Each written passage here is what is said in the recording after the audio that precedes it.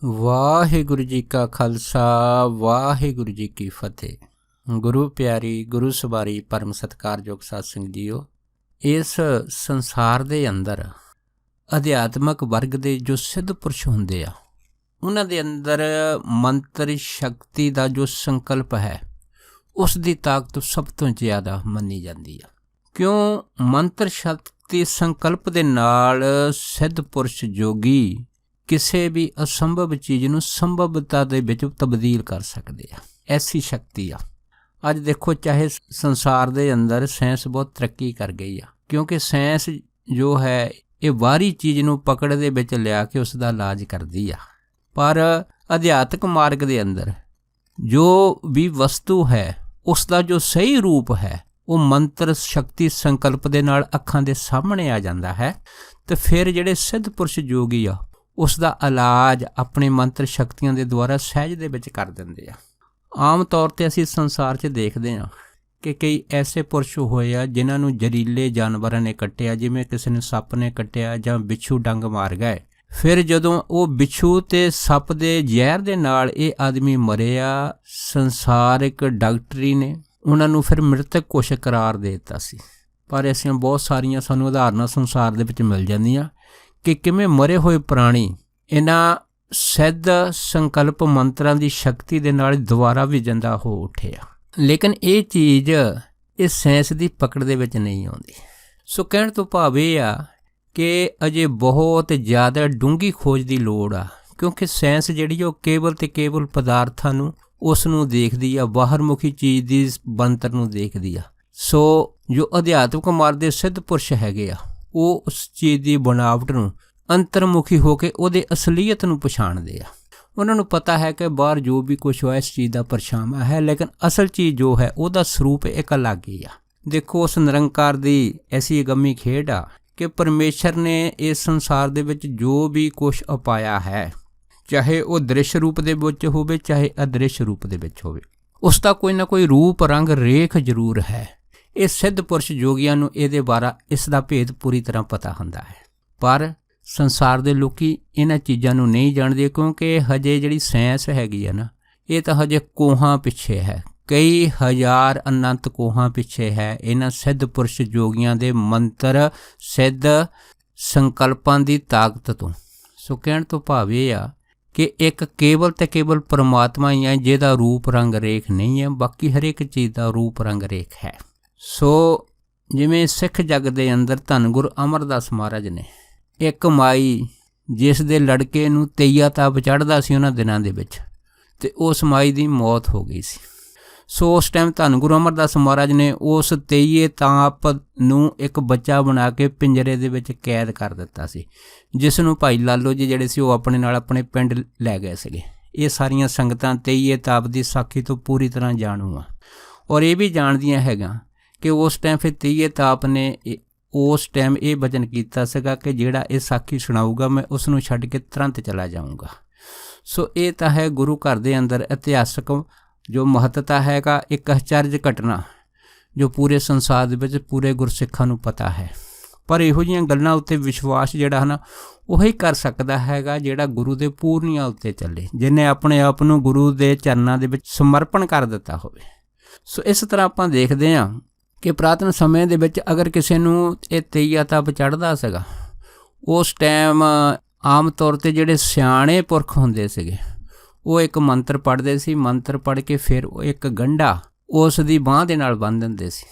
ਜਦੋਂ ਗੰਢਾ ਉਹਦੀ ਬਾਂਹ ਦੇ ਨਾਲ ਬੰਨ੍ਹਿਆ ਜਾਂਦਾ ਸੀਗਾ, ਉਸ ਤੋਂ ਬਾਅਦ ਜਦ ਤੇਈਆ ਤਾਪ ਉਤਰ ਜਾਂਦਾ ਸੀਗਾ, ਉਸ ਨੂੰ ਛੱਡ ਜਾਂਦਾ ਸੀਗਾ, ਫਿਰ ਉਹ ਗੰਢਾ ਖੋਲ੍ਹ ਕੇ ਪਿੱਛੇ ਸਿਰ ਉੱਤੋਂ ਦੀ ਘੁਮਾ ਕੇ ਤੇ ਪਿੱਛੇ ਛੱਡਦੇ ਸੀ, ਪਰ ਗੰਢੇ ਵੱਲ ਨਹੀਂ ਸੀ ਦੇਖਦੇ। ਇਹ ਉਹਨਾਂ ਟਾਈਮਾਂ ਦੇ ਵਿੱਚ ਇਹ ਟੋਟਕੇ ਮੰਨੇ ਜਾਂਦੇ ਸੀ, ਜਿਹਦੇ ਨਾਲ ਇਹ ਤਾਪ ਦੇ ਜੋ ਪ੍ਰਭਾਵ ਆ ਉਹਨਾਂ ਨੂੰ ਪੂਰੀ ਤਰ੍ਹਾਂ ਖਤਮ ਕੀਤਾ ਜਾਂਦਾ ਸੀਗਾ। ਪਰ ਅੱਜ ਕਿਉਂਕਿ ਇੱਕ ਨਵੀਂ ਪੀੜ੍ਹੀ ਹੈ, ਇੱਕ ਨਵਾਂ ਸਮਾਜ ਹੈਗਾ, ਇਸ ਕਰਕੇ ਆਮ ਤੌਰ 'ਤੇ ਜਿਹੜੇ ਲੋਕੀ ਆ ਇਹਨਾਂ ਚੀਜ਼ਾਂ ਨੂੰ ਘੱਟ ਜਾਣਦੇ ਆ। ਅਗਰ ਜਾਣਦੇ ਵੀ ਆ ਤਾਂ ਘੱਟ ਉਹਨਾਂ ਦਾ ਇਹਨਾਂ 'ਤੇ ਵਿਸ਼ਵਾਸ ਹੈ। ਪਰ ਅਧਿਆਤਮਕ ਮਾਰਗ ਦੇ ਅੰਦਰ ਇਹ ਚੀਜ਼ਾਂ ਬਿਲਕੁਲ ਸਹੀ ਆ, ਬਿਲਕੁਲ ਦਰੁਸਤ ਹੈਗੀਆਂ, ਅਤੇ ਲੇਕਿਨ ਉਹ ਹੀ ਵਿਸ਼ਵਾਸ ਕਰ ਸਕਦੇ ਆ ਜਿਹੜੇ ਗੁਰੂ ਚਰਨਾਂ ਤੋਂ ਸਦਕੇ ਜਾਂਦੇ ਆ, ਜਿਨ੍ਹਾਂ ਦੇ ਅੰਦਰ ਗੁਰੂ ਚਰਨਾਂ ਦੇ ਪ੍ਰਤੀ ਆਪਣੇ ਆਪ ਨੂੰ ਉਸ ਦੇ ਵਿੱਚ ਪੂਰੀ ਤਰ੍ਹਾਂ ਢਾਲਿਆ ਹੁੰਦਾ ਹੈ, ਆਪਣੇ ਆਪ ਨੂੰ ਨਿਸ਼ਾਵਰ ਕੀਤਾ ਹੁੰਦਾ, ਜਿਹੜੇ ਗੁਰੂ ਤੋਂ ਸਦਕੇ ਜਾਂਦੇ ਆ। ਸੋ ਦਾਸ ਇੱਕ ਘਟਨਾ ਆਪ ਸਾਰੀਆਂ ਸੰਗਤਾਂ ਨਾਲ ਸਾਂਝਾ ਕਰਦਾ ਹੈਗਾ ਕਿ ਕਿਵੇਂ ਇਹ ਜਿਹੜਾ ਤੇਈਆ ਤਾਪ ਹੈ ਇਸ ਦਾ ਸਰੂਪ ਮਹਾਂਪੁਰਖਾਂ ਨੇ ਪਛਾਣਿਆ ਅਤੇ ਇਸ ਤੇਈਏ ਤਾਪ ਨੂੰ ਫਿਰ ਉਹਨਾਂ ਨੇ ਆਪਣੇ ਹੀ ਸਿੱਧ ਮੰਤਰਾਂ ਦੇ ਦੁਆਰਾ ਉਸ ਨੂੰ ਉਸ ਦੀ ਮਨਸ਼ਾ ਤੋਂ ਪਰੇ ਕਰ ਦਿੱਤਾ। ਸੋ ਇਹ ਘਟਨਾ ਜਿਹੜੀ ਆ ਇਹ ਮਹਾਂਪੁਰਖਾਂ ਨੇ ਸੁਣਾਈ ਸੀ।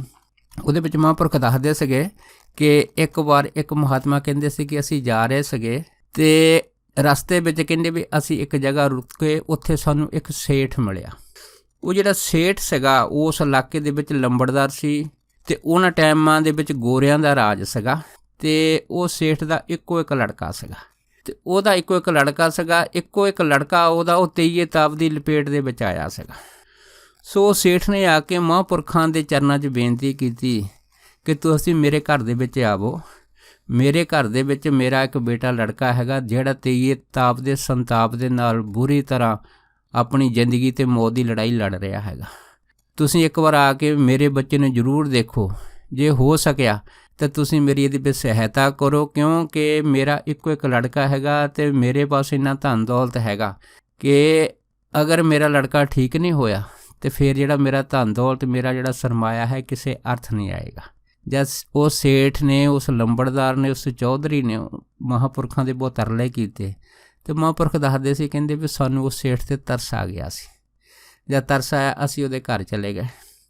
ਜਦ ਘਰ ਚਲੇ ਗਏ ਤਾਂ ਫਿਰ ਕਹਿੰਦੇ ਵੀ ਉਹ ਸੇਠ ਨੇ ਆਪਣਾ ਲੜਕਾ ਦਿਖਾਇਆ। ਕਹਿੰਦੇ ਅਸੀਂ ਉਸ ਦੇ ਲੜਕੇ ਨੂੰ ਦੇਖ ਕੇ ਦੰਗ ਰਹਿ ਗਏ, ਕਿਉਂਕਿ ਪੈਰ ਦੇ ਅੰਗੂਠੇ ਤੋਂ ਲੈ ਕੇ ਸਿਰ ਤੱਕ ਉਹਦਾ ਸਰੀਰ ਪੂਰੀ ਤਰ੍ਹਾਂ ਸੁੱਕਾ ਪਿਆ ਸੀਗਾ ਅਤੇ ਉਹਦੇ ਸਰੀਰ ਦੇ ਪਿੰਜਰ ਦੀ ਇੱਕ ਇੱਕ ਹੱਡੀ ਗਿਣੀ ਜਾ ਸਕਦੀ ਸੀ। ਕਹਿੰਦੇ ਫਿਰ ਸੇਠ ਨੇ ਦੱਸਿਆ ਹੈਗਾ ਕਿ ਜਦੋਂ ਤੀਸਰਾ ਦਿਨ ਹੁੰਦਾ ਹੈ, ਤੀਸਰੇ ਦਿਨ ਇਹਨੂੰ ਤੇਈਆ ਤਾਪ ਚੜ੍ਹਦਾ ਹੈਗਾ। ਅਸੀਂ ਬਹੁਤ ਤਰ੍ਹਾਂ ਦੇ ਇਸ ਦੇ ਇਲਾਜ ਕਰਾ ਕੇ ਦੇਖਿਆ, ਜਿੱਥੇ ਵੀ ਕਿਸੇ ਨੇ ਕੋਈ ਦੱਸਿਆ ਹੈਗਾ ਅਸੀਂ ਉੱਥੇ ਪਹੁੰਚ ਕੀਤੀ ਹੈ, ਪਰ ਇਹਦਾ ਤੇਈਆ ਤਾਪ ਠੀਕ ਨਹੀਂ ਹੋਇਆ। ਬਹੁਤ ਸਾਰੇ ਜਿਹੜੇ ਵੈਦ ਵਾ ਉਹਨਾਂ ਤੋਂ ਵੀ ਅਸੀਂ ਦੇਸੀ ਦਵਾਈਆਂ ਖਾਧੀਆਂ ਹੈ, ਹੋਰ ਵੀ ਕਿ ਸਿਆਣੇ ਜਿਹੜੇ ਆ ਉਹਨਾਂ ਦੇ ਓੜ ਪੋੜ ਕੀਤੇ ਹੈ, ਅਤੇ ਇਸ ਤਰ੍ਹਾਂ ਕਰਨ ਦੇ ਨਾਲ ਵੀ ਅਤੇ ਜਿਹੜਾ ਮੇਰਾ ਲੜਕਾ ਹੈਗਾ ਇਹ ਤੇਈਏ ਤਾਪ ਦੇ ਸੰਤਾਪ ਤੋਂ ਮੁਕਤ ਨਹੀਂ ਹੋਇਆ ਹੈ। ਸੋ ਮੈਂ ਆਪਣੇ ਲੜਕੇ ਦਾ ਸੇਠ ਦੇ ਦੱਸਣ ਮੁਤਾਬਕ ਮੈਂ ਵਿਆਹ ਵੀ ਕਰ ਦਿੱਤਾ ਹੈ, ਪਰ ਮੈਨੂੰ ਲੱਗਦਾ ਹੈਗਾ ਕਿ ਜਿਵੇਂ ਇਸ ਤਰ੍ਹਾਂ ਇਹਦਾ ਸਰੀਰ ਜਿਹੜਾ ਸੁੱਕਾ ਪਿੰਜਰ ਬਣ ਗਿਆ ਹੈਗਾ ਇਹ ਔਲਾਦ ਪੈਦਾ ਕਰਨ ਦੇ ਵੀ ਯੋਗ ਨਹੀਂ ਹੋਵੇਗਾ। ਇਸ ਤਰ੍ਹਾਂ ਫਿਰ ਜਿਹੜੀ ਮੇਰੀ ਮਨਸਾ ਉਹ ਰੁਕ ਜਾਊਗੀ ਅਤੇ ਮੇਰਾ ਸਾਰਾ ਸਰਮਾਇਆ ਉਹ ਭੰਗ ਦੇ ਭਾੜੇ ਚਲਿਆ ਜਾਵੇਗਾ। ਜਦ ਸੇਠ ਨੇ ਮਹਾਂਪੁਰਖਾਂ ਦੇ ਪਾਸੇ ਬੇਨਤੀ ਕੀਤੀ ਸੀ, ਫਿਰ ਉਹ ਮਹਾਂਪੁਰਖ ਦੱਸਦੇ ਸੀਗੇ ਕਿ ਅਸੀਂ ਉਹ ਸੇਠ ਨੂੰ ਕਿਹਾ ਵੀ ਤੂੰ ਇਹ ਦੱਸ ਵੀ ਇਹ ਜਿਹੜਾ ਤੇਈਆ ਤਾਪ ਆ ਇਹ ਕਿੱਦਣ ਚੜ੍ਹਨਾ ਹੈਗਾ। ਤਾਂ ਉਹ ਸੇਠ ਦੱਸਦਾ ਸੀਗਾ ਕਿ ਵੈਸੇ ਤਾਂ ਇਹ 2 ਦਿਨ ਛੱਡ ਕੇ ਤੀਸਰੇ ਦਿਨ ਰੋਜ਼ ਚੜ੍ਹਦਾ ਹੈਗਾ। ਸੋ ਕੱਲ੍ਹ ਜਦ ਦਿਨ ਚੜ੍ਹੇਗਾ ਇਸ ਨੂੰ ਤੇਈਆ ਤਾਪ ਪਹਿਲੇ ਦੀ ਤਰ੍ਹਾਂ ਆਪਣੀ ਜਕੜ ਦੇ ਵਿੱਚ ਲੈ ਲਊਗਾ। ਜਦ ਇੰਨੀ ਗੱਲ ਹੋਈ ਸੀ ਤਾਂ ਮਹਾਂਪੁਰਖ ਕਹਿਣ ਲੱਗੇ ਚੱਲ ਕੋਈ ਗੱਲ ਨਹੀਂ, ਅਸੀਂ ਤੈਨੂੰ ਗਰੰਟੀ ਦਿੰਦੇ ਹਾਂ ਕਿ ਕੱਲ੍ਹ ਇਹਨੂੰ ਤੇਈਆ ਤਾਪ ਨਹੀਂ ਚੜ੍ਹੂਗਾ। ਜਦ ਇੰਨੀ ਗੱਲ ਹੋਈ ਤਾਂ ਸੇਠ ਜਿਹੜਾ ਸੀਗਾ ਬੜਾ ਪ੍ਰਸੰਨ ਹੋਇਆ, ਹੈਰਾਨ ਵੀ ਹੋਇਆ ਅਤੇ ਮਹਾਤਮਾ ਨੂੰ ਕਹਿਣ ਲੱਗਾ ਕਿ ਵੈਸੇ ਤਾਂ ਮੈਂ ਪਹਿਲਾਂ ਬਹੁਤ ਇਲਾਜ ਕਰਾ ਚੁੱਕਾ ਹੈਗਾ ਅਤੇ ਮੇਰਾ ਕਿਸੇ 'ਤੇ ਕੋਈ ਯਕੀਨ ਨਹੀਂ ਵੱਜਦਾ, ਪਰ ਅਗਰ ਤੁਸੀਂ ਇਸ ਚੀਜ਼ ਦਾ ਦਾਅਵਾ ਕਰਦੇ ਆ ਅਤੇ ਮੈਨੂੰ ਪੂਰਾ ਵਿਸ਼ਵਾਸ ਹੈਗਾ ਕਿ ਤੁਹਾਡੀ ਕਿਰਪਾ ਦੇ ਨਾਲ ਮੇਰਾ ਬੇਟਾ ਠੀਕ ਹੋ ਸਕਦਾ ਹੈਗਾ। ਸੋ ਮਹਾਂਪੁਰਖ ਦੱਸਦੇ ਸੀਗੇ ਕਿ ਜਦ ਅੰਮ੍ਰਿਤ ਵੇਲਾ ਹੋਇਆ ਅਸੀਂ ਇਸ਼ਨਾਨ ਪਾਣੀ ਕਰਕੇ ਆਪਣਾ ਨਿਤਨੇਮ ਕੀਤਾ। ਨਿਤਨੇਮ ਕਰਨ ਤੋਂ ਬਾਅਦ ਉਸ ਲੜਕੇ ਨੂੰ ਕਿਹਾ ਵੀ ਤੂੰ ਇਸ਼ਨਾਨ ਪਾਣੀ ਕਰ ਲਾ। ਜਦ ਉਹ ਕਹਿੰਦੇ ਉਸ ਦੇ ਲੜਕੇ ਨੇ ਵੀ ਇਸ਼ਨਾਨ ਪਾਣੀ ਕੀਤਾ। ਉਸ ਤੋਂ ਬਾਅਦ ਅਸੀਂ ਗਾਂ ਦੇ ਗੋਬਰ ਦੇ ਨਾਲ ਇੱਕ ਉਹਨਾਂ ਦੇ ਘਰ ਦੇ ਵਿੱਚ ਗੋਲਾ ਬਣਾਇਆ। ਉਸ ਗੋਲੇ ਦੇ ਵਿੱਚ ਉਸ ਲੜਕੇ ਨੂੰ ਬਿਠਾਤਾ, ਚੌਂਕੜਾ ਮਰਾ ਕੇ ਬਿਠਾਤਾ ਅਤੇ ਦੂਸਰਾ ਜਿਹੜਾ ਗੋਬਰ ਗਾਂ ਦਾ ਗੋਲਾ ਗੋਬਰ ਕੀਤਾ ਸੀਗਾ ਉਸ ਲੇਪ ਦੇ ਉੱਤੇ ਮਹਾਂਪੁਰਖ ਕਹਿੰਦੇ ਅਸੀਂ ਬੈਠ ਗਏ। ਅਸੀਂ ਬੈਠਣ ਤੋਂ ਬਾਅਦ ਮਨ ਦੇ ਵਿੱਚ ਆਪਣੇ ਮੰਤਰਾਂ ਦੇ ਵਿੱਚ ਇਹ ਜਿਹੜਾ ਸਿੱਧ ਸੰਕਲਪ ਕੀਤਾ ਕਿ ਜਦ ਤੱਕ ਸਾਡੀ ਨਜ਼ਰ ਇਸ ਲੜਕੇ ਦੇ ਉੱਤੇ ਰਹੂਗੀ ਤਾਂ ਕੋਈ ਵੀ ਜਿਹੜੀ ਬਾਹਰਲੀ ਸ਼ੈ ਹੈਗੀ ਇਸ ਲੜਕੇ ਦੇ ਅੰਦਰ ਦਾਖਲ ਨਹੀਂ ਹੋ ਸਕਦੀ। ਸੋ ਮਹਾਂਪੁਰਖ ਦੱਸਦੇ ਸੀਗੇ ਕਿ ਅਸੀਂ ਆਪਣੇ ਸਿੱਧ ਮੰਤਰਾਂ ਦੇ ਆਪਣੇ ਸੰਕਲਪ ਮੰਤਰ ਦੇ ਰੂਪ ਦੇ ਵਿੱਚ ਜਦ ਇਹ ਬੇਨਤੀ ਕੀਤੀ, ਉਸ ਤੋਂ ਬਾਅਦ ਫਿਰ ਕਹਿੰਦੇ ਅਸੀਂ ਆਪਣੀ ਜਿਹੜੀ ਨਜ਼ਰ ਵਾ ਉਸ ਲੜਕੇ 'ਤੇ ਟਿਕਾ ਲਈ। ਜਦੋਂ ਕਹਿੰਦੇ ਅਸੀਂ ਨਜ਼ਰ ਉਸ ਲੜਕੇ 'ਤੇ ਟਿਕਾਈ, ਟਿਕਾਉਂਦਿਆਂ ਕਹਿੰਦੇ ਜਦ ਦਿਨ ਦਾ ਉਜਾਲਾ ਹੋਇਆ, ਉਸ ਤੋਂ ਬਾਅਦ ਫਿਰ ਮਹਾਂਪੁਰਖ ਦੱਸਦੇ ਸੀ ਕਿ ਅਸੀਂ ਬੜੇ ਹੈਰਾਨ ਹੋਏ ਕਿ ਅਸੀਂ ਇੱਕ ਬੜੀ ਭਿਆਨਕ ਸ਼ਕਲ ਦਾ ਇੱਕ ਦੈਂਤ ਦੇਖਿਆ। ਕਹਿੰਦੇ ਵੀ ਅਸੀਂ ਹੈਰਾਨ ਸੀਗੇ ਕਿ ਉਹਦਾ ਜਿਹੜਾ ਰੰਗ ਸੀ ਬਹੁਤ ਕਾਲਾ ਸੀ, ਬੜਾ ਡਰਾਵਨਾ ਸੀਗਾ। ਉਹਦੇ 3 ਸਿਰ ਸੀਗੇ। ਸੋ ਕਹਿੰਦੇ ਉਹਦੇ 3 ਸਿਰ ਸੀਗੇ ਅਤੇ ਧੜ ਜਿਹੜਾ ਸੀਗਾ ਉਹ ਆਦਮੀ ਦਾ ਸੀਗਾ। ਜਦ ਕਹਿੰਦੇ ਉਹ ਆਇਆ, ਉਹਨੇ ਉਹ ਲੜਕੇ ਦੇ ਦੁਆਲੇ ਜਦ ਗੇੜੇ ਕੱਢੇ ਅਤੇ ਕਹਿੰਦੇ ਅਸੀਂ ਆਪਣੀ ਨਜ਼ਰ ਪੂਰੀ ਤਰ੍ਹਾਂ ਉੱਤੇ ਟਿਕਾਈ ਸੀਗੀ। ਕਹਿੰਦੇ ਉਹ ਲੜਕੇ ਦੇ ਦੁਆਲੇ ਗੇੜੇ ਕੱਢੇ ਪਰ ਉਹਦੇ ਵਿੱਚ ਉਹ ਵੜ ਨਹੀਂ ਸਕੇ, ਕਿਉਂਕਿ ਅਸੀਂ ਆਪਣੇ ਸਿੱਧ ਮੰਤਰ ਸੰਕਲਪ ਦੇ ਵਿੱਚ ਇਹ ਅਰਦਾਸ ਕਰਕੇ ਬੈਠੇ ਸੀਗੇ ਕਿ ਜਦ ਤੱਕ ਸਾਡੀ ਨਜ਼ਰ ਇਸ ਲੜਕੇ 'ਤੇ ਰਹੇਗੀ, ਕੋਈ ਵੀ ਜਿਹੜੀ ਬਾਹਰਲੀ ਸ਼ੈ ਹੈ ਇਸ ਲੜਕੇ ਦੇ ਅੰਦਰ ਦਾਖਲ ਨਹੀਂ ਹੋ ਸਕਦੀ। ਸੋ ਮਹਾਂਪੁਰਖ ਦੱਸਦੇ ਸੀਗੇ ਕਿ ਉਹ ਜਿਹੜੀ ਭਿਆਨਕ ਕਿਰਤੀ 3 ਸਿਰਾਂ ਵਾਲੀ ਸੀ, ਉਹ ਲੜਕੇ ਦੇ ਦੁਆਲੇ ਕਹਿੰਦੇ ਵੀ ਉਹ ਚੱਕਰ ਲਾਉਂਦੀ ਰਹੀ। ਦਿਨ ਚੜ੍ਹਨ ਤੋਂ ਲੈ ਕੇ ਸ਼ਾਮ ਸੂਰਜ ਡੁੱਬਣ ਦੇ ਤੱਕ ਕਹਿੰਦੇ ਉਹ ਲੜਕੇ ਦੇ ਦੁਆਲੇ ਘੁੰਮਦੀ ਰਹੀ, ਪਰ ਉਸ ਨੂੰ ਕੋਈ ਮੌਕਾ ਨਹੀਂ ਮਿਲਿਆ ਕਿ ਉਹ ਇਹੋ ਜਿਹੜੀ ਭਿਆਨਕ ਸ਼ਕਲ ਵਾਲੀ ਸੂਰਤ ਹੈਗੀ ਆ ਉਸ ਲੜਕੇ ਦੇ ਅੰਦਰ ਦਾਖਲ ਹੋ ਸਕੇ। ਸੋ ਉਸ ਤੋਂ ਬਾਅਦ ਫਿਰ ਮਹਾਂਪੁਰ ਕਹਿੰਦੇ ਆ ਜਦ ਸੂਰਜ ਛੁਪਣ ਦਾ ਟਾਈਮ ਹੋਇਆ ਸੀਗਾ, ਉਸ ਤੋਂ ਬਾਅਦ ਉਸ ਭਿਆਨਕ 3 ਸਿਰਾਂ ਵਾਲੀ ਭਿਆਨਕ ਸੂਰਤ ਨੇ ਮਹਾਂਪੁਰ ਕਹਿੰਦੇ ਉਸ ਲੜਕੇ ਨੂੰ ਪਰਿਕਰਮਾ ਕਰਕੇ ਮੱਥਾ ਟੇਕ ਦਿੱਤਾ। ਉਸ ਤੋਂ ਬਾਅਦ ਕਹਿੰਦੇ ਵੀ ਉਹਨੇ ਸਾਡੀ ਵੀ ਪਰਿਕਰਮਾ ਕੀਤੀ, ਪਰਿਕਰਮਾ ਕਰੇ ਸਾਨੂੰ ਵੀ ਮੱਥਾ ਟੇਕਿਆ। ਉਸ ਤੋਂ ਬਾਅਦ ਫਿਰ ਉਹ ਜਿਹੜੀ ਭਿਆਨਕ ਸ਼ਕਲ ਸੀਗੀ ਉੱਥੋਂ ਸਦਾ ਵਾਸਤੇ ਅਲੋਪ ਹੋ ਗਈ, ਗਾਇਬ ਹੋ ਗਈ, ਉੱਥੋਂ ਚਲੇ ਗਏ। ਜਦ ਕਹਿੰਦੇ ਚਲੇ ਗਏ ਅਤੇ ਕਹਿੰਦੇ ਮਹਾਂਪੁਰਖ ਦੱਸਦੇ ਸੀ, ਕਹਿੰਦੇ ਫਿਰ ਅਸੀਂ ਸੇਠ ਨੂੰ ਆਵਾਜ਼ ਮਾਰੀ। ਅਸੀਂ ਉਸ ਨੂੰ ਆਖਿਆ ਵੀ ਦੱਸ ਹੁਣ ਤੇਰੇ ਲੜਕੇ ਨੂੰ ਸਵੇਰ ਤੋਂ ਲੈ ਕੇ ਸ਼ਾਮ ਤੱਕ ਬੈਠਾ ਹੈਗੇ ਨੂੰ ਤੇਈਆ ਤਾਪ ਨਹੀਂ ਚੜ੍ਹਿਆ? ਅਤੇ ਫਿਰ ਉਹ ਸੇਠ ਜਿਹੜਾ ਸੀ ਹੱਥ ਜੋੜ ਕੇ ਕਹਿਣ ਲੱਗਾ ਸਾਰਾ ਪਰਿਵਾਰ ਕਿ ਮਹਾਂਪੁਰਖੋ ਅਸੀਂ ਵੀ ਬੈਠੇ ਰਹੇ ਹਾਂ ਪਰ ਅੱਜ ਇਹਨੂੰ ਤੇਈਆ ਤਾਪ ਬਿਲਕੁਲ ਨਹੀਂ ਚੜ੍ਹਿਆ। ਅਤੇ ਮਹਾਂਪੁਰਖ ਕਹਿਣ ਲੱਗੇ, ਕਹਿੰਦੇ ਵੀ ਭਾਈ ਹੁਣ ਕਦੀ ਚੜ੍ਹੂਗਾ ਵੀ ਨਹੀਂ। ਜਦ ਇੰਨੀ ਗੱਲ ਹੋਈ ਆ ਤਾਂ ਫਿਰ ਉਹ ਸਾਰਾ ਟੱਬਰ ਬੜਾ ਹੈਰਾਨ ਹੋਇਆ ਸੀ। ਉਸ ਤੋਂ ਬਾਅਦ ਫਿਰ ਮਹਾਂਪੁਰਖ ਦੱਸਦੇ ਸੀਗੇ ਕਿ ਉਹ ਸੇਠ ਸਾਨੂੰ ਜ਼ੋਰ ਪਾਵੇ ਕਿ ਮਹਾਂਪੁਰਖੋ ਤੁਸੀਂ ਸਾਡੇ ਪਾਸ ਕੁਛ ਦਿਨ ਰੁਕੋ, ਅੱਜ ਤਾਂ ਇਹਨੂੰ ਤੇਈਆ ਤਾਪ ਨਹੀਂ ਚੜ੍ਹਿਆ ਪਰ ਮੈਨੂੰ ਲੱਗਦਾ ਹੈਗਾ ਕਿ ਤੀਸਰੇ ਦਿਨ ਫਿਰ ਜ਼ਰੂਰ ਚੜ੍ਹੇਗਾ। ਜਦ ਇਹ ਗੱਲ ਹੋਈ ਸੀ ਤਾਂ ਫਿਰ ਮਹਾਂਪੁਰਖ ਆਖਣ ਲੱਗੇ ਸੀ, ਕਹਿੰਦੇ ਦੇਖ ਭਾਈ, ਜਿਸ ਨੂੰ ਰੱਬ ਅਤੇ ਰੱਬ ਦਾ ਸੰਤ ਜਿਸ ਚੀਜ਼ ਦੇ ਉੱਤੇ ਆਪਣਾ ਸੰਕਲਪ ਬਣਾ ਲਵੇ, ਉਹ ਜਿਹੜਾ ਸੰਕਲਪ ਆ ਉਹ ਇੱਕ ਦਿਨ ਵਾਸਤੇ ਨਹੀਂ ਹੁੰਦਾ, ਉਹ ਸਦਾ ਵਾਸਤੇ ਹੁੰਦਾ ਹੈ। ਅਤੇ ਇਹ ਜਿਹੜਾ ਤੇਰਾ ਤੇਈਆ ਤਾਪ ਆ ਜਿਹੜਾ ਤੇਰੇ ਲੜਕੇ ਦੇ ਅੰਦਰ ਤੀਜੇ ਦਿਨ ਪ੍ਰਵੇਸ਼ ਕਰਦਾ ਸੀਗਾ, ਅੱਜ ਤੋਂ ਬਾਅਦ ਇਹਨੂੰ ਕਦੀ ਨਹੀਂ ਚੜ੍ਹੂਗਾ। ਜਦ ਇਹ ਮਹਾਤਮਾ ਨੇ ਗੱਲ ਕੀਤੀ ਸੀ, ਦਿਲਾਸਾ ਦਿੱਤਾ ਸੀਗਾ, ਉਸ ਤੋਂ ਬਾਅਦ ਉਹ ਸੇਠ ਜਿਹੜਾ ਚੁੱਪ ਕਰ ਗਿਆ। ਪਰ ਉਹਦੇ ਮਨ ਦੇ ਵਿੱਚ ਫਿਰ ਵੀ ਇਸ ਚੀਜ਼ ਦਾ ਭੈ ਸੀਗਾ ਕਿ ਹੋ ਸਕਦਾ ਮੇਰਾ ਕੋਈ ਇੱਕ ਲੜਕਾ ਹੈ ਅਤੇ ਅਗਰ ਦੁਬਾਰਾ ਫਿਰ ਇਹ ਇਸ ਨੂੰ ਤੇਈਆ ਤਾਪ ਚੜ੍ਹਿਆ ਅਤੇ ਫਿਰ ਮੈਂ ਮਹਾਤਮਾ ਨੂੰ ਕਿੱਥੋਂ ਲੱਭਦਾ ਫਿਰਾਂਗਾ। ਪਰ ਜਦ ਉਸ ਲੜਕੇ ਨੇ ਦੱਸਿਆ ਹੈਗਾ ਕਿ ਮੈਂ ਸਵੇਰ ਤੋਂ ਸ਼ਾਮ ਤੱਕ ਬੈਠਾ ਹੈਗਾ, ਮੈਂ ਆਪਣਾ ਸਰੀਰ ਜਿਹੜਾ ਹੈਗਾ ਉਹ ਬਹੁਤ ਹਲਕਾ ਫੁਲਕਾ ਮਹਿਸੂਸ ਕੀਤਾ, ਪਰ ਇਸ ਤਰ੍ਹਾਂ ਕਦੀ ਨਹੀਂ ਹੋਇਆ। ਮੇਰੇ ਸਰੀਰ ਦੇ ਅੰਦਰ ਇੱਕ ਉਲਾਸ ਦੀ ਜਿਹੜੀ ਤਰੰਗ ਸੀ ਅੰਦਰ ਚੱਲਦੀ ਰਹੀ, ਖੁਸ਼ੀ ਦੀ ਤਰੰਗ ਅੰਦਰ ਚੱਲਦੀ ਰਹੀ। ਮੇਰਾ ਸਰੀਰ ਬਿਲਕੁਲ ਹਲਕਾ ਫੁਲਕਾ ਹੈ ਅਤੇ ਮੈਂ ਇਹ ਮਹਿਸੂਸ ਕਰ ਰਿਹਾ ਹੈਗਾ ਕਿ ਮੈਂ ਹੁਣ ਬਿਲਕੁਲ ਤੰਦਰੁਸਤ ਹੈਗਾ।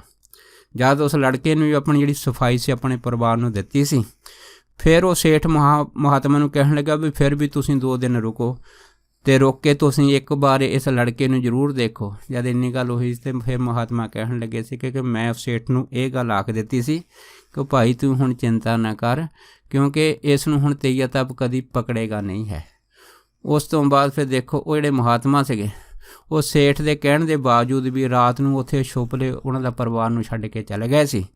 ਪਰ ਬਾਅਦ ਦੇ ਵਿੱਚ ਫਿਰ ਮਹਾਂਪੁਰਖਾਂ ਨੇ ਦੱਸਿਆ ਸੀਗਾ ਕਿ ਇੱਕ ਵਾਰ ਫਿਰ ਉਹ ਸੇਠ ਸਾਡੇ ਪਾਸ ਆਇਆ ਸੀਗਾ, ਪੂਰਾ ਪਰਿਵਾਰ ਆਇਆ ਸੀਗਾ। ਉਹ ਲੜਕਾ ਜਿਸ ਨੂੰ ਤੇਈਆ ਤਾਪ ਤੀਜੇ ਦਿਨ ਫੜ ਲੈਂਦਾ ਸੀਗਾ ਅਤੇ ਕਹਿੰਦੇ ਵੀ ਉਹ ਲੜਕਾ ਵੀ ਪੂਰੀ ਤਰ੍ਹਾਂ ਤੰਦਰੁਸਤ ਸੀਗਾ ਅਤੇ ਉਸ ਦਾ ਸ਼ਾਦੀ ਤਾਂ ਕੀਤੀ ਸੀ, ਪਰ ਕਹਿੰਦੇ ਵੀ ਸਾਨੂੰ ਖੁਸ਼ੀ ਇਸ ਗੱਲ ਦੀ ਹੋਈ ਆ ਕਿ ਉਸ ਲੜਕੇ ਦੇ ਹੀ ਗਾਂ ਇੱਕ ਲੜਕਾ ਹੋਇਆ ਸੀਗਾ ਅਤੇ ਉਹ ਪੂਰੀ ਤਰ੍ਹਾਂ ਆਪਣੇ ਗ੍ਰਹਿਸਥ ਜੀਵਨ ਦੇ ਵਿੱਚ ਖੁਸ਼ੀ ਦੇ ਨਾਲ ਰਹਿ ਰਿਹਾ ਸੀਗਾ। ਸੋ ਕਹਿਣ ਤੋਂ ਭਾਵ ਇਹ ਹੈਗਾ ਕਿ ਮਹਾਂਪੁਰਖਾਂ ਦੇ ਪਾਸ ਐਸੇ ਸਿੱਧ ਮੰਤਰ ਹੁੰਦੇ, ਐਸੇ ਸਿੱਧ ਮੰਤਰਾਂ ਦੇ ਸੰਕਲਪ ਹੁੰਦੇ ਆ, ਜਿਨ੍ਹਾਂ ਸੰਕਲਪਾਂ ਨੂੰ ਧਾਰ ਕੇ ਜਦੋਂ ਮਹਾਂਪੁਰਖ ਕਿਸੇ ਵੀ ਚੀਜ਼ ਦੇ ਉੱਤੇ ਆਪਣਾ ਨਿਸ਼ਾਨਾ ਰੱਖ ਲੈਂਦੇ ਆ ਅਤੇ ਫਿਰ ਚਾਹੇ ਸੰਸਾਰ ਦੇ ਅੰਦਰ ਕੋਈ ਚੀਜ਼ ਗੁਪਤ ਵਾ ਚਾਹੇ ਪ੍ਰਗਟ ਹੈ, ਉਹ ਭਿਆਨਕ ਆਕਿਰਤੀ ਵੀ ਉਹਦਾ ਸਾਹਮਣਾ ਨਹੀਂ ਕਰ ਸਕਦੇ। ਸੋ ਇਹ ਸਿੱਧ ਯੋਗੀ ਜਿਹੜੇ ਹੁੰਦੇ ਆ ਉਹਨਾਂ ਦੇ ਪਾਸ ਇਹ ਸ਼ਕਤੀਆਂ ਹੁੰਦੀਆਂ ਹੈ ਕਿ ਉਹ ਕਿਸੇ ਵੀ ਚੀਜ਼ ਨੂੰ ਆਪਣੇ ਸਿੱਧ ਸੰਕਲਪ ਦੇ ਦੁਆਰਾ ਕਿਸੇ ਦਾ ਵੀ ਭਲਾ ਕਰ ਸਕਦੇ ਆ। ਲੇਕਿਨ ਇਹ ਚੀਜ਼ਾਂ ਜਿਹੜੀਆਂ ਹੈਗੀਆਂ ਇਸ ਨੂੰ ਅੱਜ ਭਾਵੇਂ ਡਾਕਟਰ ਨਹੀਂ ਮੰਨਦੇ ਜਾਂ ਮੈਡੀਕਲ ਸਾਇੰਸ ਜਿਹੜੀ ਆ ਇਸ ਦੇ ਉੱਪਰ ਆਪਣਾ ਜਿਹੜਾ ਹੈ ਧਿਆਨ ਨਹੀਂ ਦਿੰਦੀ, ਲੇਕਿਨ ਅਧਿਆਤਮਿਕ ਮਾਰਗ ਦੇ ਵਿੱਚ ਇਹ ਗੱਲਾਂ ਪੁਰਾਤਨ ਹੋਣ ਦੇ ਬਾਵਜੂਦ ਵੀ ਉਸੇ ਤਰ੍ਹਾਂ ਸਦਾ ਨਵੀਆਂ ਹੈ। ਜਿਵੇਂ ਸੂਰਜ ਜਿਹੜਾ ਹੈਗਾ ਉਹ ਅਨੰਤ ਕਾਲ ਤੋਂ ਹੁੰਦਾ ਹੋਇਆ ਵੀ ਸਵੇਰੇ ਬਿਲਕੁਲ ਨਵਾਂ ਹੋ ਕੇ ਪੂਰੇ ਸੰਸਾਰ ਨੂੰ ਰੋਸ਼ਨੀ ਬਣਦਾ ਹੈਗਾ। ਇਸੇ ਤਰ੍ਹਾਂ ਇਹ ਜਿਹੜਾ ਧਰਮ ਹੈ ਅਧਿਆਤਮਿਕ ਮਾਰਗ ਦੇ ਅੰਦਰ ਜਿਨ੍ਹਾਂ ਸੰਤ ਮਹਾਂਪੁਰਖਾਂ ਨੇ ਸਿੱਧ ਮੰਤਰ ਸਿੱਧ ਕੀਤੇ ਹੁੰਦੇ ਆ, ਉਹ ਆਪਣੇ ਸਿੱਧ ਮੰਤਰਾਂ ਦੇ ਸੰਕਲਪ ਦੇ ਨਾਲ ਜਾਂ ਸੰਸਾਰ 'ਚ ਆਉਂਦੇ ਆ, ਅਤੇ ਜਿਹੜਾ ਪ੍ਰਾਣੀ ਉਹਨਾਂ ਦੀ ਸ਼ਰਨ 'ਚ ਆ ਜਾਂਦਾ ਉਹਨਾਂ ਦਾ ਭਲਾ ਕਰ ਦਿੰਦੇ ਆ ਅਤੇ ਉਹਨਾਂ ਨੂੰ ਇੱਕ ਨਵਾਂ ਜੀਵਨ, ਨਰੋਇਆ ਜੀਵਨ ਦੇ ਦਿੰਦੇ ਆ। ਸੋ ਦਾਸ ਇੰਨੀਆਂ ਹੀ ਬੇਨਤੀਆਂ ਕਰਦਾ ਹੋਇਆ ਖਿਮਾ ਦਾ ਜਾਚਕ ਆ ਜੀ। ਹੋਈਆਂ ਬੇਅੰਤ ਭੁੱਲਾਂ ਚੁੱਕਾਂ ਦੀ ਖਿਮਾ ਬਖਸ਼ਣੀ। ਸੋ ਫਤਿਹ ਬੁਲਾਓ। ਵਾਹਿਗੁਰੂ ਜੀ ਕਾ ਖਾਲਸਾ, ਵਾਹਿਗੁਰੂ ਜੀ ਕੀ ਫਤਿਹ।